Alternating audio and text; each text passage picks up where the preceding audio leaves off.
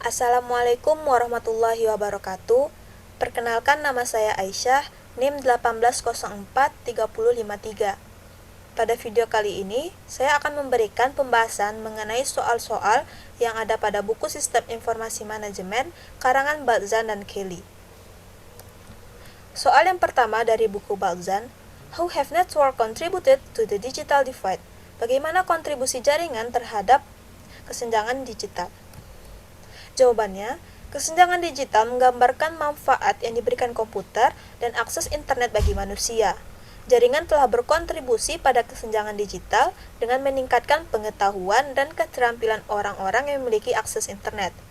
Melalui jaringan, masyarakat dapat memperoleh informasi tanpa batas. Maka semakin maju jaringan yang tersedia, maka semakin mudah orang untuk mengakses internet. Pertanyaan yang kedua, what is network convergence and why it is important to a business? Jawabannya, konvergensi jaringan merupakan penyediaan layanan telepon, video, dan komunikasi data dalam satu jaringan. Konvergensi jaringan ini penting dalam bisnis. Mengapa demikian? Yang pertama, dapat menurunkan biaya komunikasi, karena semua kegiatan itu dilakukan dalam satu jaringan. Yang kedua, meningkatkan individu dalam berkomunikasi dan berkolaborasi dengan individu lainnya tanpa adanya hambatan atau batasan. Yang ketiga, memberikan kenyamanan dan fleksibilitas bagi pengguna komunikasi dalam jaringan tunggal. Pertanyaan yang ketiga, what are the advantage of mobile business? Apa keuntungan dari mobile business?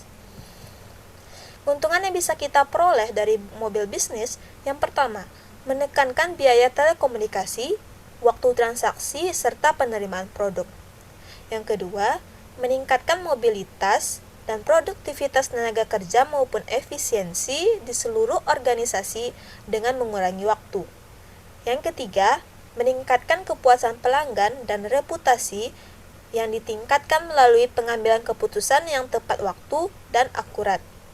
Dan yang keempat, peningkatan fleksibilitas dan kemampuan beradaptasi untuk membantu mengungguli pesaing dan bertindak berdasarkan peluang pasar. Pertanyaan selanjutnya dari buku Kelly, in your opinion, is the mobile or digital wallet a good idea? Why or why not? Jawabannya, mobile or digital wallet adalah sebuah perangkat elektronik, layanan jasa atau bahkan program perangkat lunak atau aplikasi yang memungkinkan para penggunanya untuk melakukan transaksi secara online dengan pengguna lainnya untuk membeli barang dan jasa. Menurut saya, mobile or digital wallet adalah ide yang bagus karena memberikan kenyamanan dalam membayar dalam bertransaksi barang maupun jasa lewat smartphone. Alasan lain mengapa digital wallet ini adalah ide yang bagus, yang pertama, ini aman. Sekitar melakukan transaksi, kartu pembayaran kita itu disimpan oleh teknologi, tidak disebarluaskan. Selanjutnya, lebih cepat. Jika kita menggunakan pembayaran melalui digital wallet, kita tidak perlu mengantri untuk melakukan pembayaran. Kita tinggal menunjukkan digital wallet kita yang berada di ponsel. Yang ketiga, sangat menguntungkan.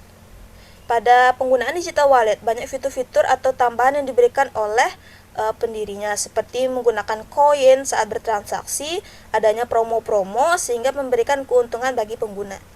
Yang keempat, membuat terorganisir.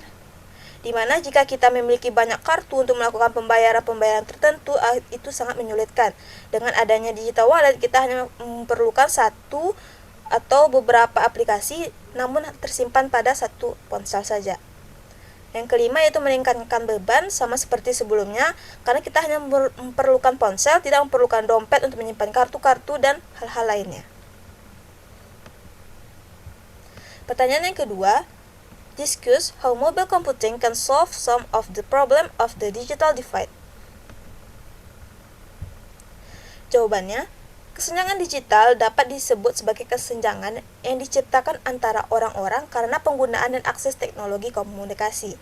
Sejak dimulainya komputer pribadi, para ahli sudah khawatir bahwa akan terjadi kesenjangan digital yang berdampak buruk bagi masyarakat. Karena awalnya, teknologi ini hanya digunakan oleh orang-orang yang kaya. Tetapi di era komputasi saat ini, mobil menjadi sangat murah dan lebih banyak digunakan untuk mengakses teknologi. Contoh terbaik dari komputasinya yaitu seluler, merupakan ponsel cerdas yang sebagian besar orang memiliki akses ke ponsel cerdas. Karena pertumbuhan yang sangat pesat dalam teknologi, smartphone sangat mudah tersedia bagi semua orang dan dengan bantuan koneksi internet. Smartphone ini dapat digunakan untuk mendapatkan data apapun yang tersedia atau informasi apapun tersedia secara umum dalam hitungan detik. Karena semuanya sekarang hanya dengan satu klik, tidak masalah apakah seseorang itu kaya maupun miskin, pria ataupun wanita, mereka dapat memperoleh akses semuanya.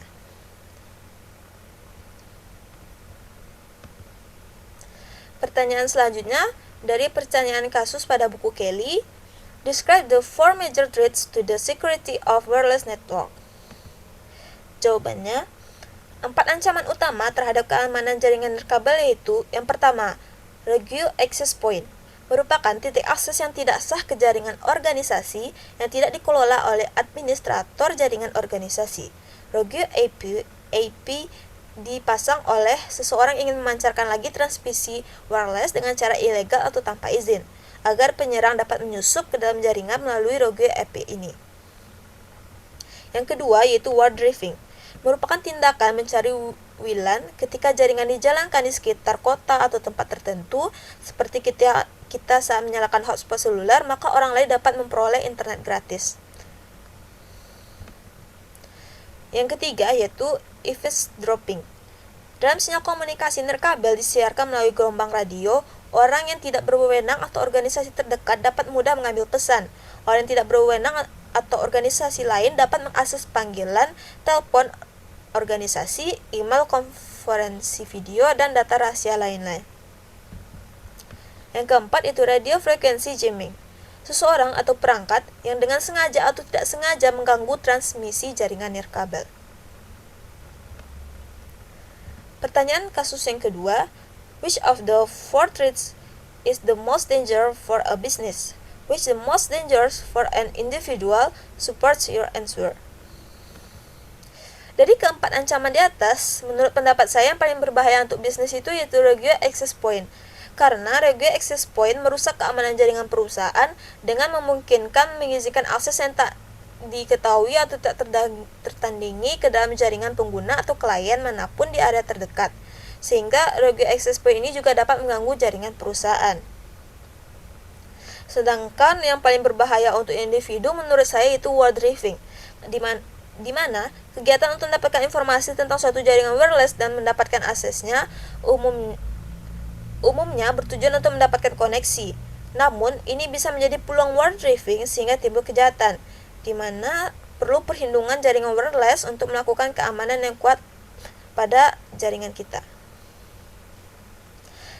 Sekian jawaban saya. Mohon maaf apabila ada kesalahan. Wabillahi taufik wal hidayah. Wassalamualaikum warahmatullahi wabarakatuh.